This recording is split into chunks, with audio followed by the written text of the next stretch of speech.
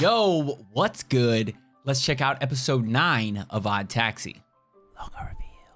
If you want to talk about anime and manga, follow me on Twitch and Twitter at JoeFreshest. Links in the description below. And the YouTuber things, like the video, comment, and subscribe to the channel with notifications on so you don't miss another one. And if you want to check out any of my reactions for Odd Taxi, you can click this link right up here. It'll take you to the playlist with all of those reactions. And as always, links in the description. Though I don't just do reactions for Odd Taxi, if you go to the channel, you'll find a plethora of episode reactions across multiple series, and I'm sure that you'll find something you enjoy. So episode 8 had a lot of heartbreak, at least on the part of Kakiana. He finally hears from the Calico herself. I literally don't even remember her name. Fuck her though, she's a gold digger. But yeah, he hears from her that she's just not interested and everything was a fucking sham and this guy's heartbroken. But I don't really feel too bad for him. Like, I feel bad for him in the sense that he shouldn't have been kidnapped, he shouldn't have been beaten, and what's going on right now shouldn't be occurring. But when it comes to the heartbreak, I don't feel bad at all. I honestly am glad that that happened because you don't do what this man did. Frankly, it was pretty disgusting to literally lie to somebody and then hope to marry them under those false pretenses. That sounds, is that a big word that I just used correctly? That's weird. And so I am upset that he is getting his ass whooped and he is chained up and all that. But the heartbreak, I'm okay with him having his heart broken. We found out that the manager, though he is having Mystery Kiss work for him as he works for Yano, it's not like a thing he's happy about, right? It's not something he wants to do. It's something he's doing because he needs the money in order to help out Mystery Kiss to get their debut on time. We find that Odokawa tells Lottery Boy to take down that damn post with the lottery ticket numbers. That's a horrible decision. Why would you do that? Like, this is just a heads up for anybody out there. If you win the lottery, give me 10%. If you win the lottery, you could take a picture, you just cash it in, get your fucking money, and then you post the lottery number picture and you say, look, I won the lottery. If you really want to flex for social media like that, sure. But if you just have the ticket, don't post that shit on social media because someone's gonna rob your ass, dude. Just like that's the plan with everybody right now. Yano's crew wants to rob Lottery Boy. Dobu's crew wants to rob Lottery Boy. Dobu's crew is actually just Dobu and Odokawa. Odokawa has proof now that he sent to Little Daimon about the whole scheme. So now Little Daimon is fully filled in. Taichi, who is the viral boy, people are starting to flip on him. I don't think people are as intrigued as they were. I don't think they're so much with him like they once were. Taichi's past is caught up to him. People know that he's a loser. We also find that Goriki recalls the time he became friends with Odokawa. It was because he met with him in a cab, and for some reason, Odokawa just has a really good memory when it comes to people he's met once. He can spot them at any time and recall moments from when he has seen them. And Goriki goes on to say that Odokawa has a really, really good memory. And in fact, he might have synesthesia, whatever that is. They explained it, I don't remember. Just a really good memory, that's what I remember it as. He can recognize people's faces in a crowd, and he might have an imaginary friend. But the big moment was the end of the episode. He realizes that Kakiana has been kidnapped, or Kakiana has been played at the very least. He knows already the inner workings between the manager and the girls. He knows about the plan, about the fact that they kidnap rich people, all that stuff. And it wasn't until he put 2 and 2 together. And that's basically last episode. So let's go check out episode 9. Come on, bro. Oh, dude, he does realize it. Wow.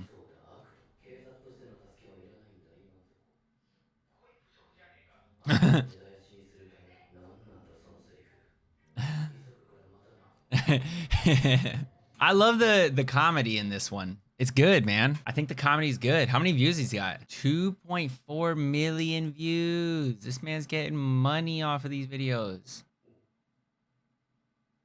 Hey, he brought the brewskis. Let's go. I have a feeling that what's gonna happen with Dobu, that he's gonna sort of get off the hook here or be let off the hook here. I think Yano's going to end up being the bad guy, but overall Dobu is going to be dealt with in a way that he won't be seen as horrible. Just because of the amount of help he's going to give to Odokawa, because Odokawa now knows about his friend being kidnapped. He knows about all that stuff. He's gonna need Dobu's help for that. Also, Dobu is gonna stay true to his word and help him with Goriki, help him with everyone else, like help him with Shirikawa, like, you know, set her free of her debt. I think that Dobu isn't a good person, but he is far from as much of a piece of shit as Yano is.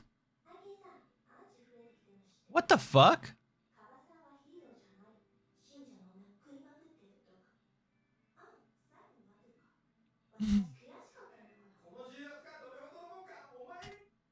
Dude, he is a little bitch. Ah! Get wrecked. Ah! Why was he acting like that, though? That's his own damn fault for being a little... What the fuck, man? Oh. Oh. That's interesting. I'm wondering what Odokawa's play is here. Yo, this man, okay, I thought, so when Dobu showed up at the car with the beer, I thought he was like, you know, knocking on the window like, hey, come in, let's crack open a cold one. Like, I didn't know he was saying, hey, let me in the car. This is my beer and I'm drinking it as you drive me. Jeez. Oh, shit. Oh. Let's go. Uh-oh. Somebody's on his ass. My man's about to turn up. Tokyo Drift. Drive-by?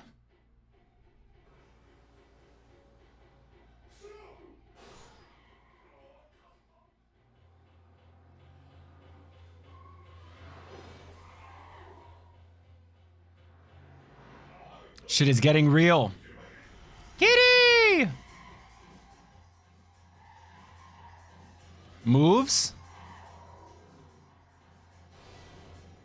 Oh, what happened to the kitty? How many bullets does he have, though? He's already shot, what, 3 plus like 2 in the club. That's 5. I'm assuming there's only 6 shots in this thing. And he doesn't have extra ammo. Oh, and 1 into his house, too. He doesn't have any more shots, right? Tell me I'm wrong about this, but I'm pretty sure I'm right? But Dobu he ain't got a gun, bro.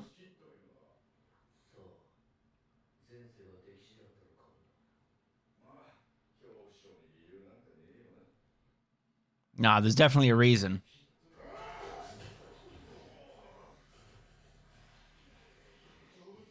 Good save. Hold up. Dobu's kind of, he's kind of cool in this moment. He's just holding on.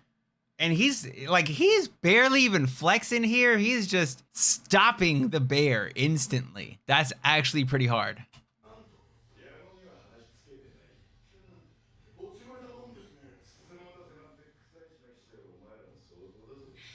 Ooh, got him. Oh. Get him, Odokawa.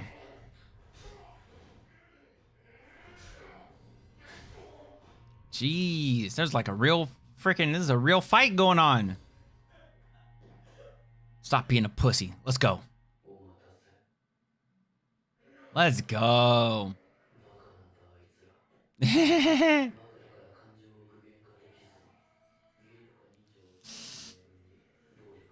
Oh, this man is not using his chain to fucking choke him out. No. Dobu's gonna like jump on the fucking taxi. Dude, Odokawa was actually leaving Dobu behind. Oh, shit. Yeah, you better return that fucking ring.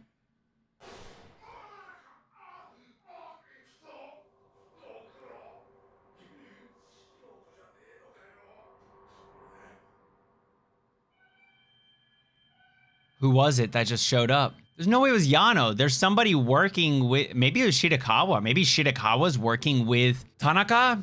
I know that Tanaka got the one girl to work for him, so maybe Tanaka is working with Yano and them. Damn. It's kind of fucked up. It's kind of savage though. I don't know why you're laughing about it. It's pretty fucking rude. Oh, is Tanaka working with him?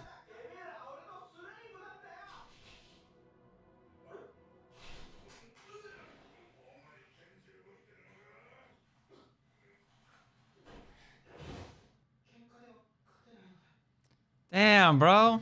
Are you kidding me?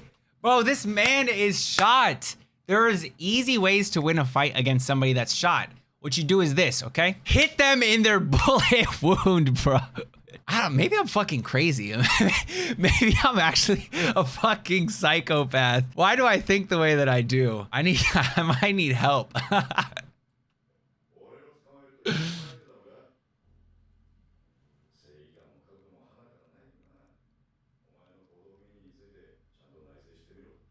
Damn.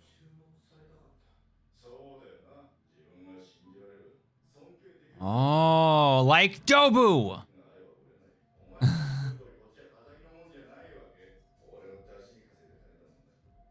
True. True.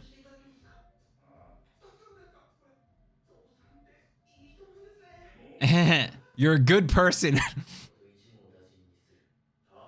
Damn, he's going for the whole organization?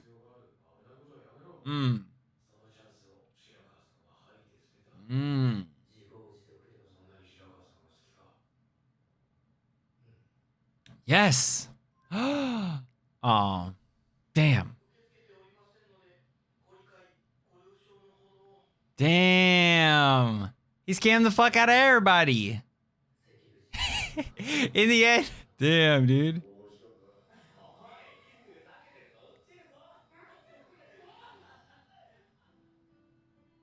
Aw, my man. Return the ring, bro. You owe money. There's no shot you're throwing in the ocean. There's no shot you're throwing in the lake. Stop. What are you doing?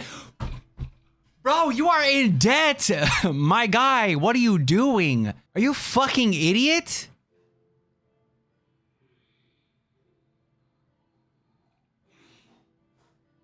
Yeah, you better go down there. You need to return it to the fucking store. Goriki.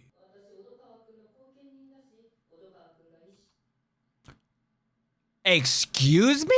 Wait, what? You're Odokawa's guardian. You've already received enough rent for him to live here for life. What's the foundation?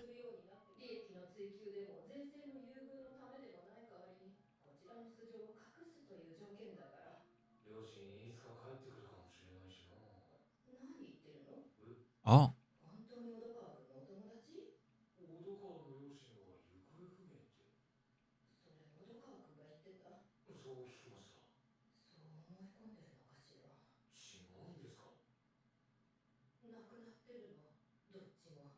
Okay, I kind of figured they were dead. That's not too surprising. That's not too surprising.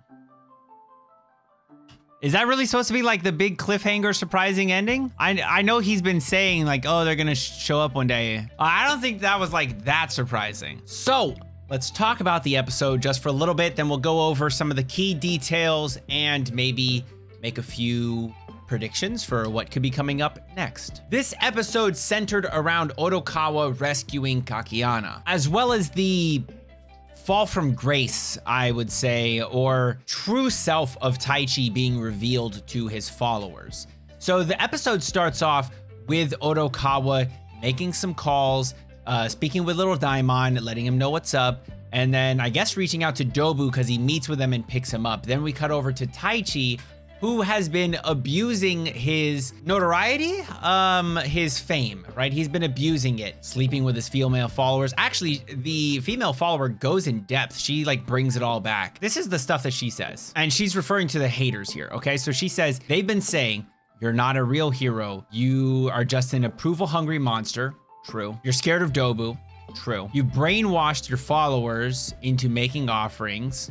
True. And he's just ordinary once you peel back this bullshit, this facade, and that he's sleeping with his female followers. And she's like, well, I guess that last one's true. Yeah, all of it is true. He tries to act tough, gets slapped by her, she leaves. Yeah, dude, it's all true. He is a fucking loser and a wimp. And there's a difference between being a loser or wimp and knowing it and maybe working on yourself to change a few things versus being one of those things like a loser or a wimp and trying to fake like you're the opposite. Big difference. Now, you can be a loser and flip that into your own personal identity. Like, you can be like seen as a loser and still be cool as shit. I know plenty of people who would probably be seen as losers who are actually really dope people that I personally love the hell out of them. And I know plenty of people who are wimps or cowards and try to overcompensate who end up getting all that shit like displayed. I don't know the young people terminology for it nowadays. More or less what I'm trying to say is if you're a coward and you try to overcompensate and make everyone believe that you're a real tough guy, you're real hard and shit, you're gonna end up getting exposed. And when you do get exposed, it's gonna be a lot worse than just being a coward, recognizing you're a coward, and not trying to be tough, right? You recognize it and people understand and love you for who you are despite you being a coward. Like, you can be a coward and still be brave in moments. Like, the problem here is that Taichi is trying to be someone that he is not, and he is overcompensating, and everyone's seeing this shit. It's all a facade. While Dobu is with Odokawa heading to the docks so they can rescue Kakiana, they run into Tanaka. He pulls up on him, starts shooting the gun. I mean, he only has 6 shots, right? I'm pretty sure he's out of ammo. I didn't see any bullets inside of that. I mean, maybe he can just buy bullets easily. I don't know. I feel like it's not easy to get bullets in Japan. I don't know, man. There's definitely some things that weren't fully fleshed out when it comes to the gun. But essentially what happens is they all, they eventually break free from Tanaka. Odokawa and Dobu arrive at the docks. Dobu fights the bear. Yano's not there. Odokawa rescues Kakiana, takes him away, and just as Dobu defeats the bear and he's about to leave, he gets shot by Tanaka. Right after, he runs into Taichi. He runs into the viral boy. He makes viral boy give up instantly. It's not even hard. Like, he causes him to surrender, makes this man recognize his whole life is a fucking lie and he needs to get his shit together. He doesn't actually hurt Taichi. I mean, aside from like the chokehold he originally puts him in, but lets go of him because he realizes that Taichi is not a threat at all. The only threat that he poses is through social media. So he gets Taichi to basically tell everyone that it's all some bullshit and he was only doing it for attention. Everything that everybody's been saying is true. He is a piece of shit and he's sorry. And then at the end, he says he's not refunding any of the subscriptions. Odokawa takes Kakiana back to Goriki's clinic and Goriki starts treating him. They have some conversation talking about Dobu and Shirakawa. And overall, it's like, I don't know, man. Odokawa's kind of a badass a little bit. Then we see Kakiana and he's on the bridge and he has the ring and he tosses the ring into the water. Why? Why would you do that, bro? You need to return the ring so you can make back some of the money that you are in debt as a result of. Like, what thinking goes on? Like, what goes through your brain where you say, yeah, I'm going to do this? I don't know, man. Maybe it's the trauma, the head trauma he suffered from getting his ass whooped. It was just weird, the fact that he did that. I was very confused. Then we cut over to Goriki and he is meeting with the landlord of Odokawa's place. We find out that she is also Odokawa's guardian. She's been helping him. She has received in full the amount of money that Odokawa would pay for everything. Odokawa also works to pay off this foundation that has been funding everything. Goriki's not allowed to find out about the foundation, so we don't actually get details on who or why Odokawa is receiving money. Like, who's giving it to him, who the foundation members are, what the foundation is, why they are giving him money, what the trauma is, any of that. We don't get any of that information. All we know is that the lady who is putting Odokawa up in this place is receiving money from this foundation, or she already has received enough. And she's also receiving money from Odokawa on top. And she's just been holding on to the money. This man could have lots of money. Goriki finds out where Odokawa came from. I don't know what this place is, but I guess this is where he's been living with the lady since the 5th grade, I think was said. It was either since he was 5 or since the 5th grade. I think it was since the 5th grade. But at the end of the whole entire conversation, the big surprise is that Odokawa, like, his parents are dead. Not missing, they are dead. And this whole time he said that, or he's been telling everyone that his parents are missing, or that he doesn't know where his parents are. They're gonna come back for him one day. Like, he's in his 40s. Yeah, that's not gonna happen. Yeah, they're dead. Like, I already had a feeling they were dead, like, for the longest time. Since he's been an adult, they've wanted to, like, I don't know. For some reason, I just believed that they haven't been around for at least 10 years. And if they haven't been around for at least 10 years, why? And the only reason I could put in my mind was that they were dead. So the endings, finding out that they're dead, like, that wasn't actually too crazy for me. I had already kind of felt like they might be dead. The reasoning is something I have no clue. It might have something to do with that drowning thought process that he has, this trauma when it comes to the drowning in the water. Kind of my thought. Maybe he was on a boat someday, or he was on a cruise, or the foundation that's taking care of him is a result of his parents being killed out in sea. I don't know exactly what it is, but I am interested in finding out, as that's one more key in the puzzle to figuring out this entire series. So my thoughts from here, we're gonna end up figuring out a little bit more about Odokawa's past.